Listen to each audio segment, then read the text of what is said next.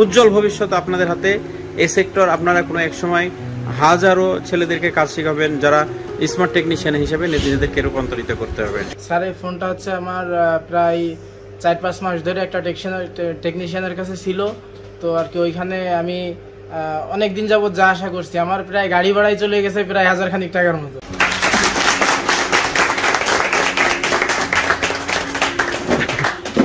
কি অবস্থা sir,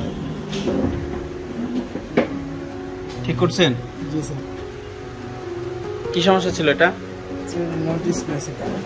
no display. হ্যাঁ, ফোনটা নিয়ে এসে আমাকে ধরিয়ে দিল ওই যখন ভর্তি হয়েছে। আমি তো প্রথমেই বলি, যাদের অসমাপ্ত কাজ আছে বা যেসব ফোনগুলো ঠিক করতে পারছি না আমরা, সেই ফোনগুলো যেন গ্লোবাল নলেজে আসার সময় সাথে নিয়ে আসে, তাই না?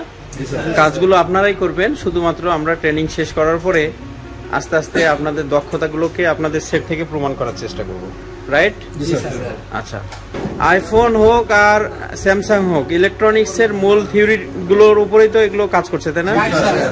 তো এই সেটটা প্রথমে বললো যে ফোনটা ডেড। নিয়ে আসার পরে আমরা গতকালকে পাওয়ার সাপ্লাই চেক করছিলাম, তাই না? চেক করার পরে দেখলাম যে ফোনটা রান আছে, পাওয়ার সাপ্লাই রিডিং বলতেছে রান আছে। পাওয়ার সাপ্লাই রিডিং সম্পর্কে আপনার ধারণা ভালো ছিল না, তাই না? আগে কখনো পাওয়ার সাপ্লাই দিয়ে আমি দেখাইনি, মানে ফোনটা ডেড হয়ে আছে এটাই বলছিল। কাজের অভিজ্ঞতা কত বছর?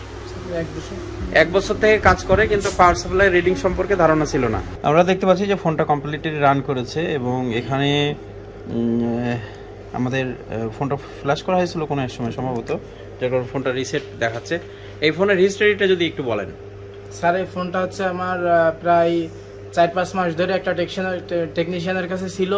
তো আর কি ওইখানে আমি অনেক দিন যাবত যা আশা করছি, আমার প্রায় গাড়ি ভাড়ায় চলে গেছে প্রায় 1000 খানিক টাকার মতো। আচ্ছা আচ্ছা। তো খুলনাতে ছিল, পরবর্তীতে ওইখান থেকে একবার কইরেও দিছিল। তা একদিন যাওয়ার পরে আর কাজ করেনি, পরে আমি আবার দিয়ে আসছি।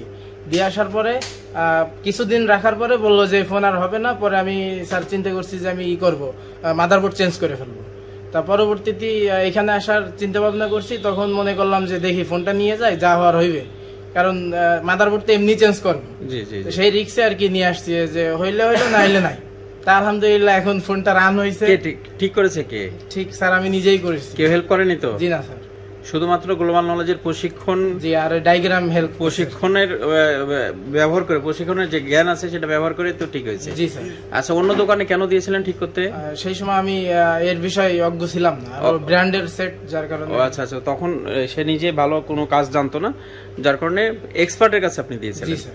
আচ্ছা, যাই হোক, সবাই জায়গায় ভালো কাজ করে, কিন্তু এখন কি মনে হচ্ছে যে আপনি যাদেরকে এক্সপার্ট মনে করছিলেন তারা ঠিক করতে পারে নাই, আর প্রশিক্ষণকালীন সময়ে আপনি একটা ফোন ঠিক করছেন?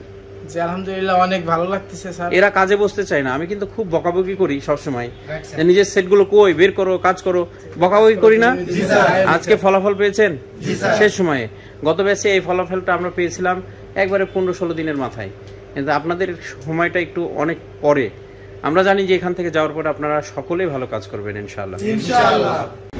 ফোনটা যখন আমরা পাওয়ার সাপ্লাই কানেক্ট করার পরে দেখলাম যে পাওয়ার সাপ্লাই ফোনটা রিডিং করে, এবং রিডিংয়েই বলছে যে ফোনটা অন আছে। তো আমি বললাম যে আপনার ফোনের ডিসপ্লে প্রবলেম, কিন্তু ফোনটা রান আছে, হয় ডিসপ্লে সমস্যা অথবা ডিসপ্লে ওয়েজ প্রবলেম। এখন কাজটা তো আমাকে দিয়ে করানোর চেষ্টা করেছিল, আমি যদি কাজটা করে দিতাম তাহলে এই মজাটা কি সে পেতো, যে আনন্দটা পেয়েছে? কখনোই না। যার কারণে আমি সবসময় বলি কাজ আমি করব না, জাস্ট আমি পরামর্শ দিই, কাজগুলো আপনারা নিজেরা করেন। তা আমরা এখানে স্কিমেটিক ডায়াগ্রাম তাদেরকে ফ্রি দিয়েছিলাম প্রত্যেকজনের ল্যাপটপে, এবং সেও পেয়েছে।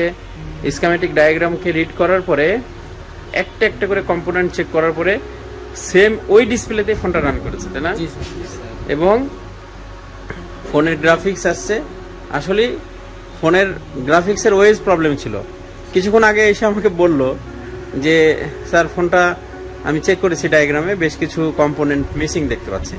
এই কম্পোনেন্টগুলোর মধ্যে রেজিস্টার আছে, এগুলো জাম্পার করতে পারবো। আমি বললাম কেন? বললো এটা লো ভ্যালু রেজিস্টার, আমি দেখতেই পাচ্ছি। তার মানে স্কিমেটিকে আপনাকে সবকিছুই মোটামুটিভাবে দেখাতে সে সক্ষম, তাই না? এবং এগুলোকে জাম্পারের মাধ্যমে সে এটা ঠিক করার চেষ্টা করেছে। অলমোস্ট সে সাকসেস। অল দি বেস্ট ওর জন্য। আমরা সকলেই দোয়া করি এবং শুভকামনা রাখি, সেজন্য আরো এগিয়ে যাই।